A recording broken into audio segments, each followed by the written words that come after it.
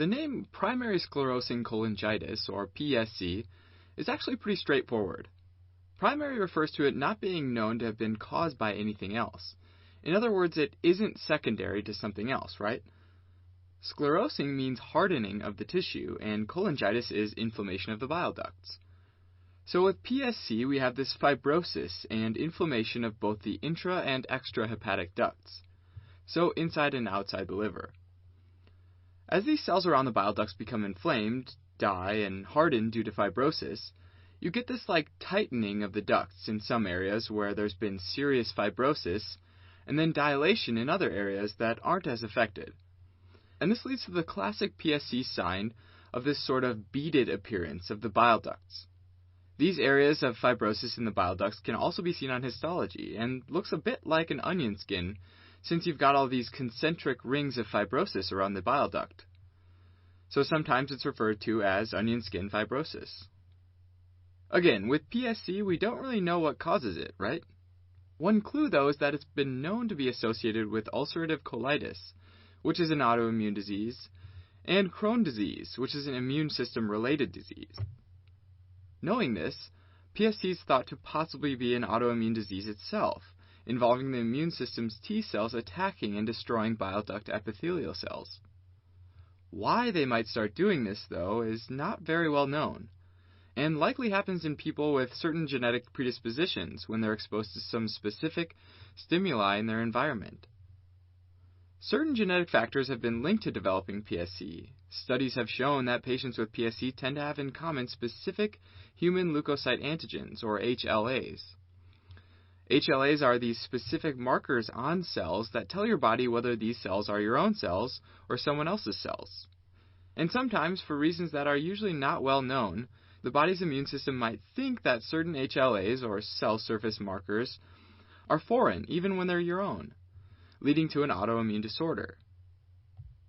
Specific HLAs that have been common among people with PSC are HLA-B8, HLA-DR3, and HLA-DRW52A.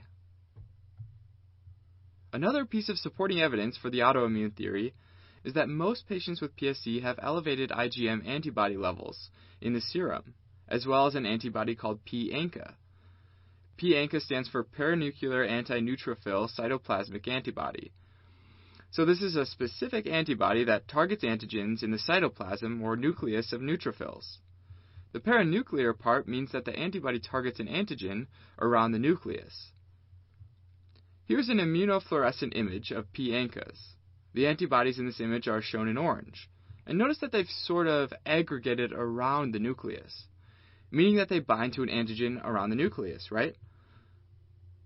A very high proportion, as much as 80%, of patients with PSC have this p-ANCA staining pattern. Symptoms of PSC are similar to the symptoms of obstructive jaundice, since these beads or pinched areas are obstructing the flow of bile, right? Also, as these epithelial cells lining the bile ducts die off, bile can now be allowed to leak out past the cells into the interstitial space, where it can access the bloodstream. This causes symptoms related to the components of bile being in the blood, like pruritus, where bile salts and acid deposit into the skin.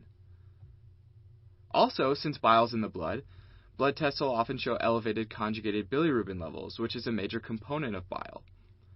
They'll also often find increased levels of alkaline phosphatase, or ALP, and gamma-glutamyl transferase, or GGT. These are two enzymes found in the liver cells, or hepatocytes, that can be released into the blood as those hepatocytes that line the intrahepatic ducts are damaged. Now, as the body tries to filter the conjugated bilirubin out of the blood, more will start showing up in the urine, which causes bilirubinuria. Typically, in the urine of healthy individuals, there's a small amount of a compound called urobilinogen. This urobilinogen is produced when microbes in the gut break down bile, and then some of it is reabsorbed and excreted through the kidneys.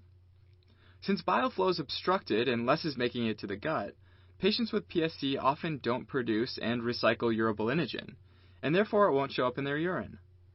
It's important to remember that even though the bile is getting into the blood, urobilinogen is not getting into the blood, because the bile needs to make it to the gut first for urobilinogen to be produced, right?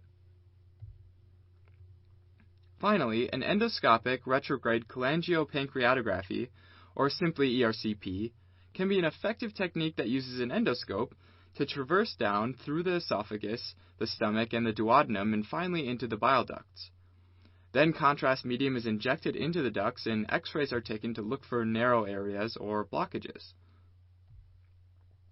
PSC can also cause complications involving the liver, because remember that the intrahepatic bile ducts are really close to the portal veins. So as fibrosis builds up around the bile ducts, it constricts the portal veins as well, and higher pressures develop in the veins, leading to a condition called portal hypertension. And this can cause backup of fluid in the spleen and liver, and therefore cause an enlargement of both, also known as hepatosplenomegaly.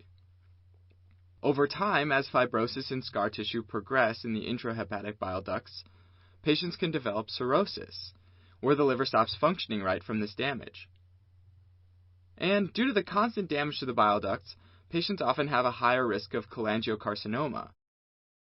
As far as treatment goes, although a wide variety of immunosuppressive and anti-inflammatory medications have been studied, unfortunately there haven't been any that have proven to slow the progression of the disease. Liver transplant, however, is the treatment of choice for patients with advanced liver disease as a result of PSC.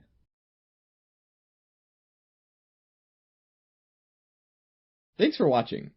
You can help support us by donating on Patreon or subscribing to our channel or telling your friends about us on social media.